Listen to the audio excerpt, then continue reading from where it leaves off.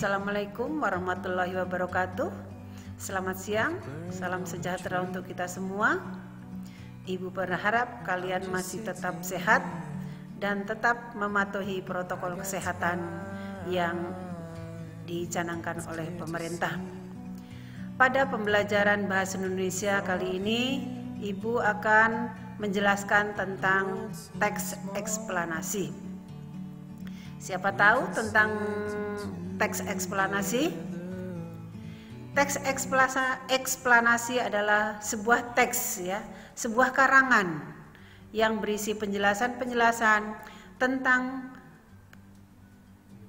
proses terjadinya suatu atau fenomena, ya, baik itu fenomena alam, sosial atau budaya yang terjadi dalam kehidupan sehari-hari.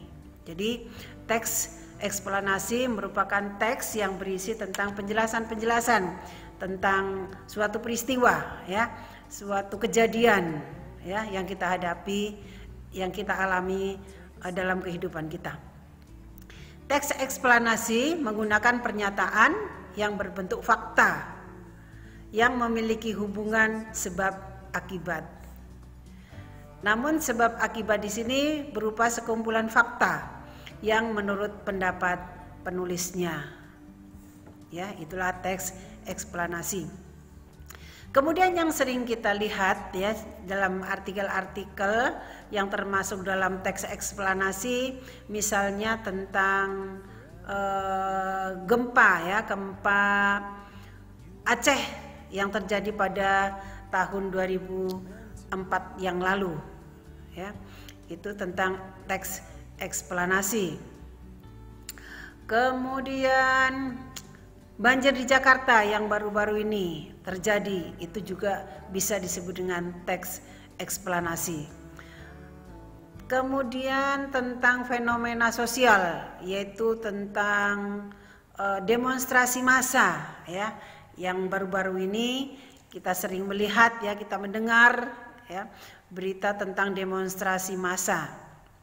Kemudian tentang perpindahan ibu kota, ya, setahun yang lalu, ya, Bapak Jokowi presiden kita mencanangkan adanya perpindahan ibu kota dari Jakarta ke Kalimantan, ya.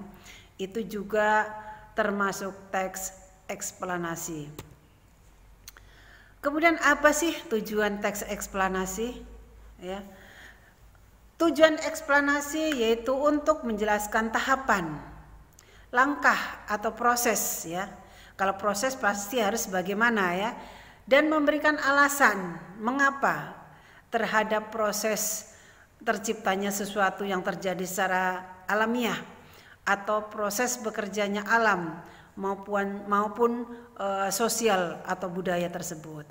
Jadi tujuan teks eksplanasi itu memberikan penjelasan tentang tahap-tahap, ya, tentang langkah-langkah, tentang proses, tentang mengapa, ya, terciptanya sesuatu itu terjadi secara alamiah.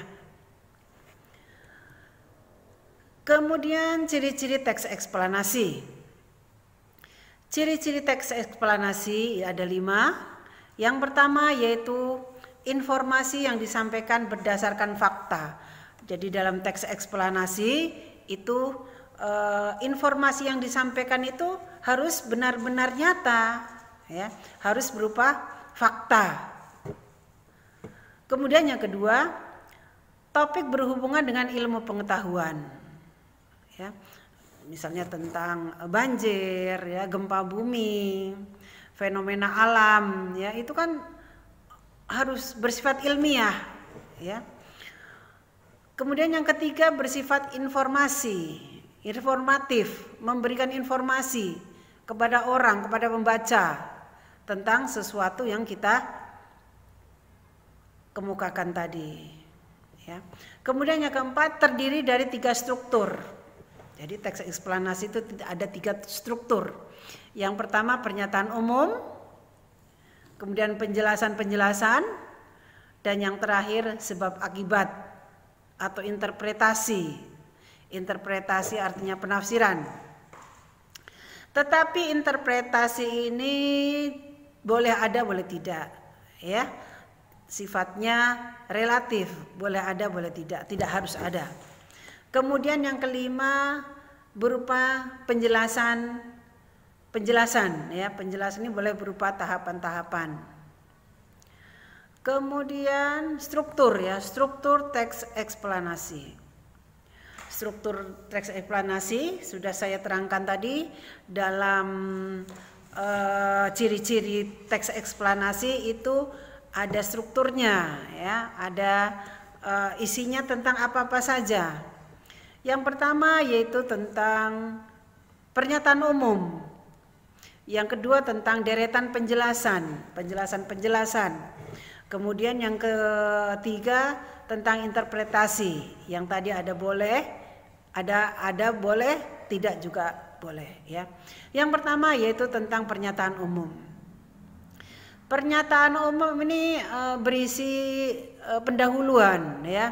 Pendahuluan ini berupa penjelasan umum, ya, mengenai fenomena yang dibahas tadi.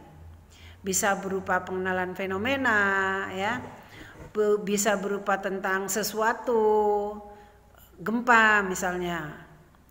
Kemudian penjelasan umum ini bisa berupa gambaran umum tentang apa, bagaimana, mengapa peristiwa alam tersebut terjadi. Ya, itu termasuk dalam pernyataan umum.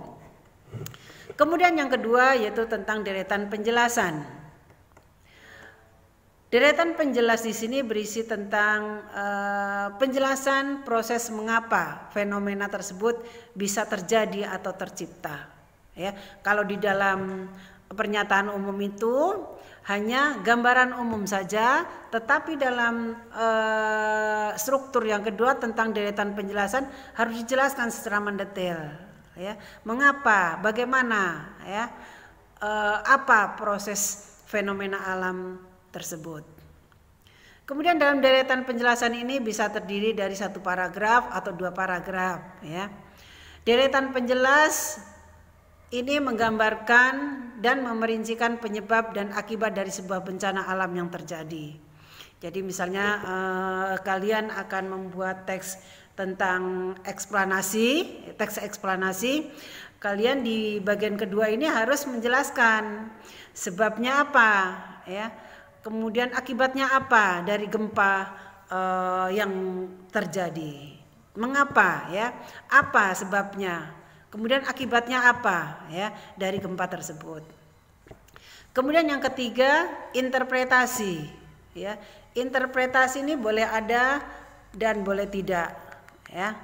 Dalam interpretasi, dalam struktur teks eksplanasi boleh ada, boleh tidak. Bagian ini merupakan penutup, ya, yang bersifat pilihan.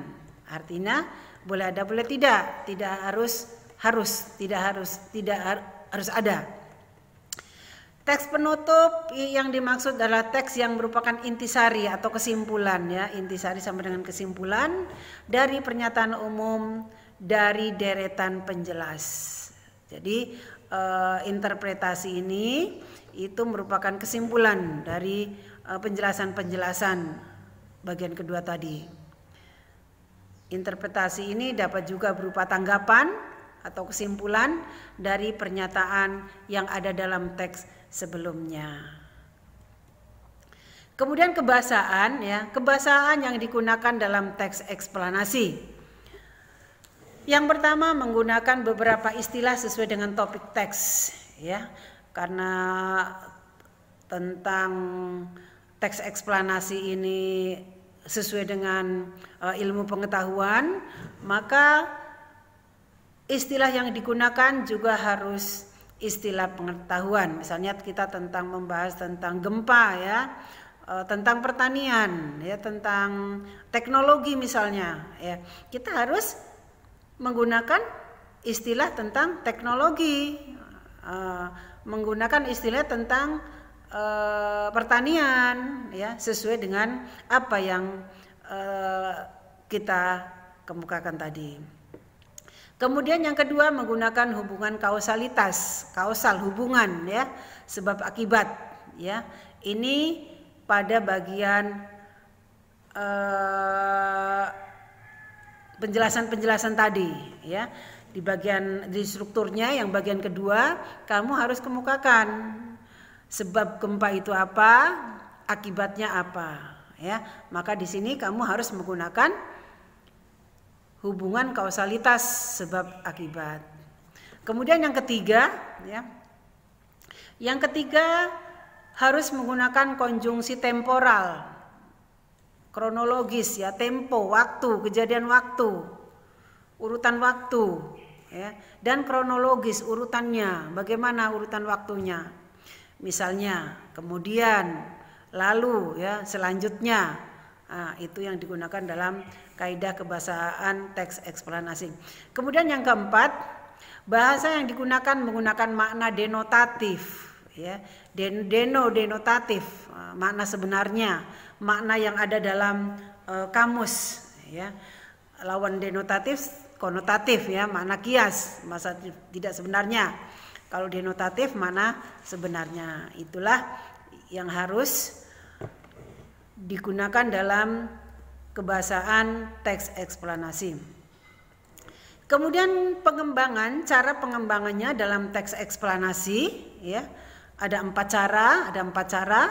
Yang pertama deduktif. Apa itu deduktif ya? Umum ke khusus ya. Adalah pola pengembangan paragraf yang didahului oleh ide atau gagasan pokok pada awal paragraf, kemudian diikuti oleh gagasan penjelas. Jadi deduktif ini kalimat utamanya dulu kita tulis, kita mukumakan, baru penjelasan dari kalimat yang pertama tadi. Itulah deduktif. Kebalikannya yaitu induktif, khusus umum. Kebalikan dari yang deduktif tadi adalah pengembangan paragraf yang disusun dengan menguraikan data-data berupa bukti, fakta, atau alasan sebagai penjelas pada awal paragraf, kemudian diakhiri dengan suatu kesimpulan.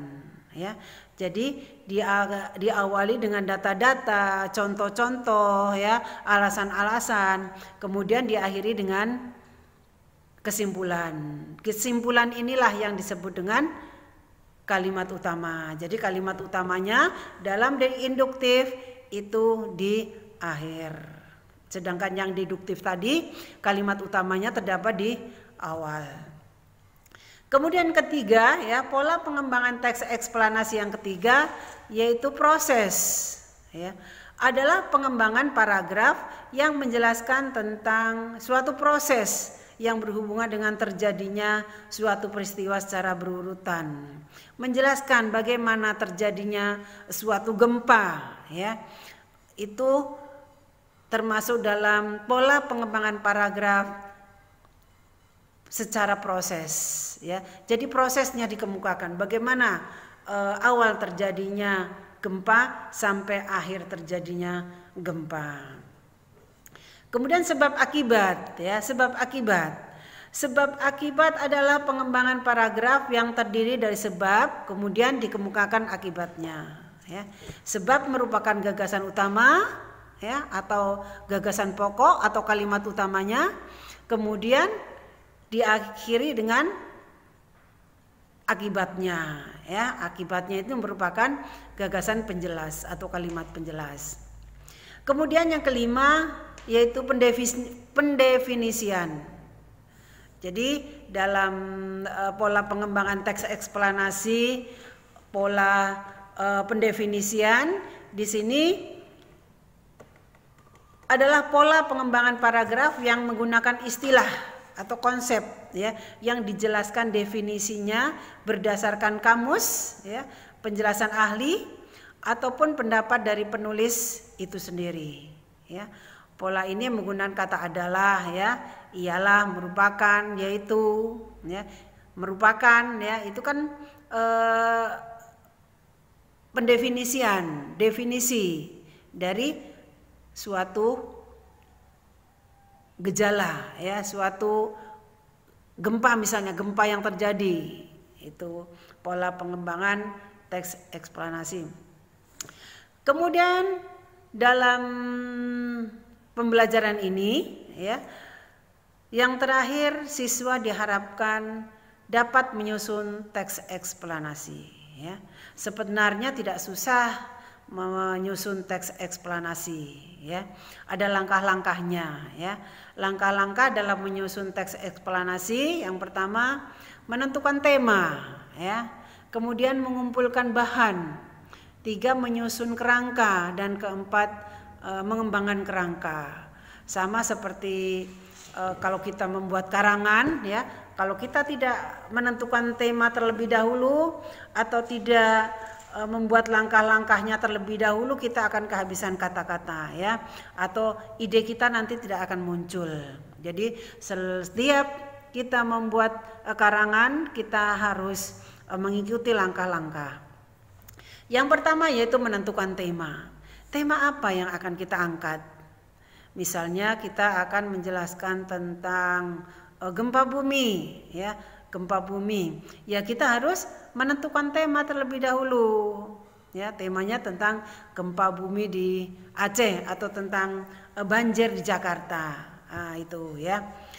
Kemudian mengumpulkan bahan ya. Bahannya apa-apa saja yang akan kita jelaskan nanti. Setelah dari tema yang kita tentukan tadi. Kemudian setelah kita tema, misalnya yang pertama tentang sebab tadi, kalau misalnya kita akan membuat pola pengembangan sebab akibat, sebab terjadinya banjir apa ya. Kemudian paragraf yang kedua, akibatnya apa dari banjir tadi.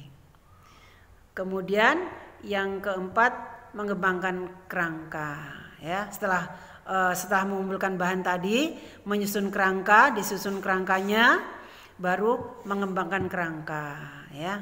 Jadi kalau sudah kita buat langkah-langkah ini, kamu tinggal membuat kalimat-kalimatnya dan menambahi kalimat-kalimatnya ya. Jadi yang pertama menentukan tema, tentukan dulu temanya. Kemudian mengumpulkan bahan-bahan, apa-apa bahan-bahannya. Misalnya di daerah A, ini harus berupa fakta ya. Di daerah Tanah Abang misalnya terjadi banjir ya, sekian rumah misalnya terkena dampak banjir tersebut ya, sehingga 10 keluarga mengungsi. Nah, gitu misalnya. Itu termasuk mengumpulkan bahan. Kemudian para pedagang tidak bisa berjualan karena warungnya terkena, karena tokonya terkena banjir. Nah, itu kan termasuk bahan ya. Kemudian para pedagang tidak bisa berjualan seperti biasa karena tokonya banjir. Itu kan termasuk mengumpulkan bahan. Kemudian menyusun kerangkanya tadi ya. Setelah itu baru dikembangkan ya, kerangka-kerangka tersebut menjadi sebuah kalimat ya. Itu saja ya yang kita pelajari pada pembelajaran kali ini. Mudah-mudahan apa yang Ibu sampaikan bermanfaat ya bagi kita semua. Dan jangan lupa kita selalu berdoa ya, dalam masa pandemi COVID-19 ini kita tetap sehat ya, dan mematuhi peraturan pemerintah dalam mematuhi protokol kesehatan. Sekian dan terima kasih. Sampai jumpa pada pembelajaran Bahasa Indonesia selanjutnya. Selamat siang. Assalamualaikum warahmatullahi wabarakatuh.